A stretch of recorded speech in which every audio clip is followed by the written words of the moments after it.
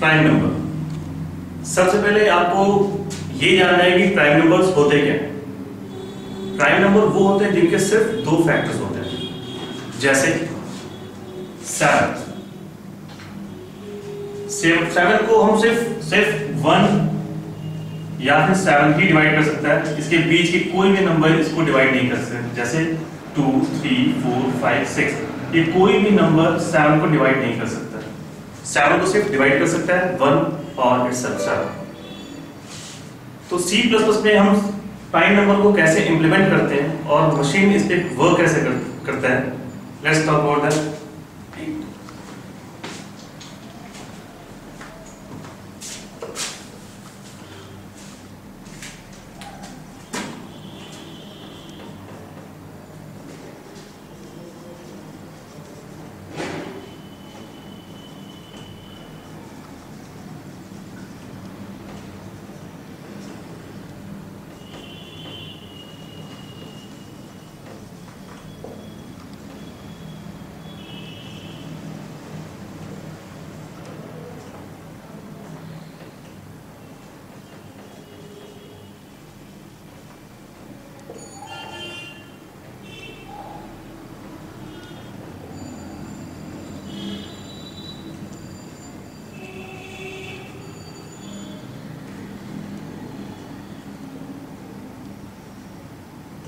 यहाँ पे हमें एक वेरिएबल या i जिसको हमने इनिशियलाइज किया 2 से, बिकॉज अगर हमें 7 को चेक करना है तो हमें ये देखना है कि 1 और 7 के बीच में कितने नंबर्स आते हैं।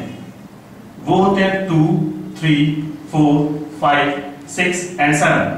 अब इसमें 1 7 को डिवाइड कर देगा और 7 खुद 7 को डिवाइड कर देगा, इसलिए बाकी जो रेस्ट ऑफ नंबर्स हैं इन नंबर्स हम चेक करते हैं whether this number is divisible by any of these number or not.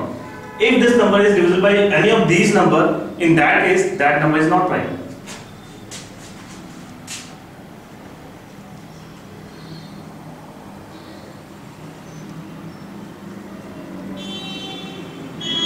And that any number, first we will accept a number through user, say in num.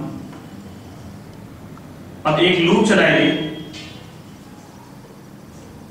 while I, because the initial value of I is 2, हम 2 से लेकर के इस num -1 तक loop चलाएंगे कि कोई भी इनमें से नंबर डिवाइड करता है या नहीं। So the initial value of I is 2, so while I is less than num,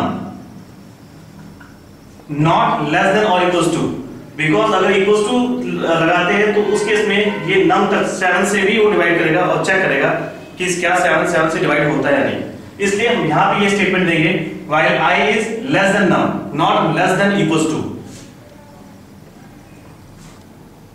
एक कंडीशन प्लेस करेंगे if num mod I is equal to 0, then we will change the state of flag. Here the initial value of flag is 0, so we will change the state of flag. Flag is equal to 1. अगर ये number divide होता है उस case में further checking करने की जरूरत नहीं है। इस लूप को ब्रेक करने के लिए हमारे पास एक स्टेटमेंट है, दैट इज ब्रेक। इस लूप को ब्रेक करेगा और बाहर निकल जाएगा। Otherwise increase the value of I by 1 and check the same number with next number. After termination of loop, ये चेक करें if flag is equal to 0, then print करें number is prime, else ये print करें number is not prime. Let's see how it works.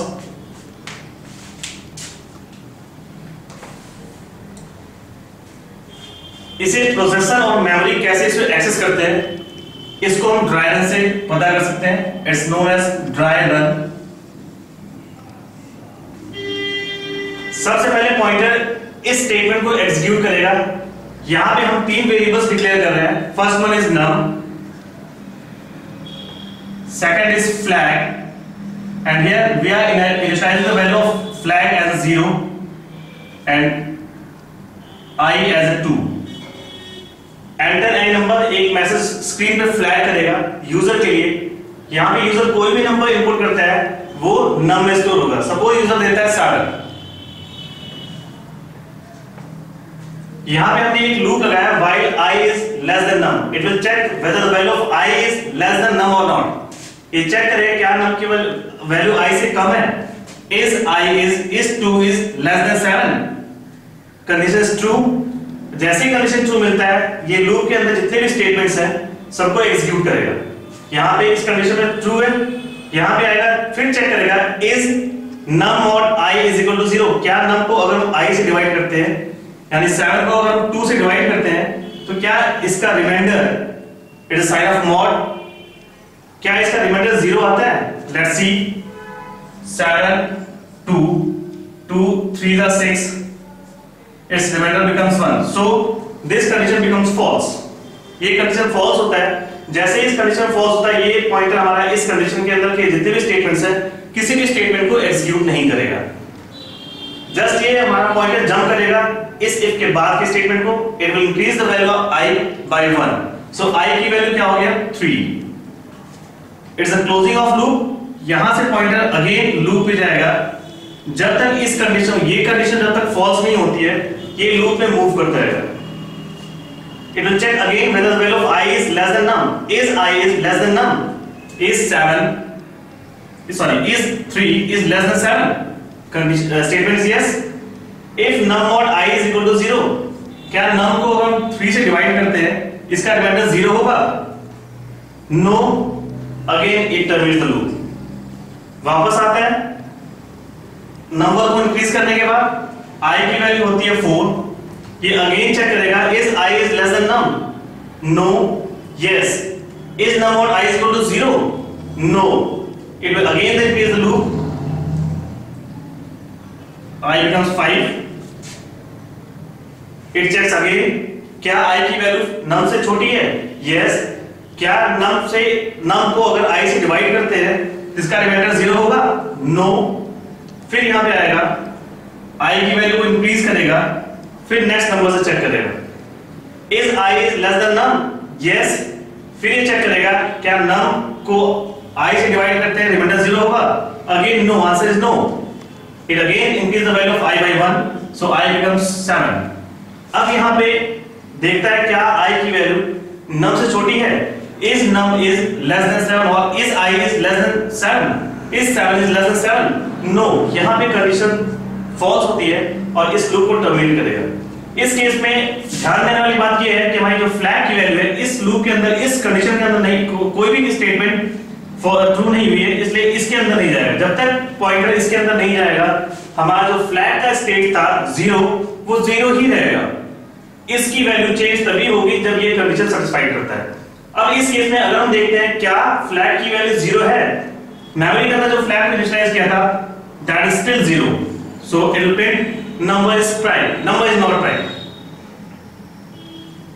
sorry number is prime। अगर हम यहां पे एक वैल्यू पुट करते हैं if num is 8, अगर यूजर यहां पे 8 देता है अगेन स्टेट फ्लैग की 0 करते हैं, यहां पे फिर I की वैल्यू 2 करते हैं, इस केस में चेक करेगा is I is less than num, is 2 is less than 8, yes, is num mod I is equal to 0। अब यहां पे अगर हम 8 को 2 से डिवाइड करते हैं इसका रिमाइंडर होगा 0, तो यहां पे कंडीशन ट्रू होगी। अब पॉइंटर आपका इस कंडीशन के अंदर जाएगा, it will change the state of flag, flag is equal to 1, ये फ्लैग की वैल्यू को 1 करेगा और यहां से ब्रेक करेगा। ब्रेक का मतलब होता है इसको प्रीमेच्योर ब्रेक और प्रीमेच्योर टर्मिनेशन। यहां पे आते ही क्या आएगा, it will check whether the flag is 0 और नॉट, क्या फ्लैग की वैल्यू 0 है? यहां पे कहता है क्या फ्लैग की वैल्यू 0 है? नहीं, so it will execute the else part, number is not prime because 8 is a not prime number, that's it।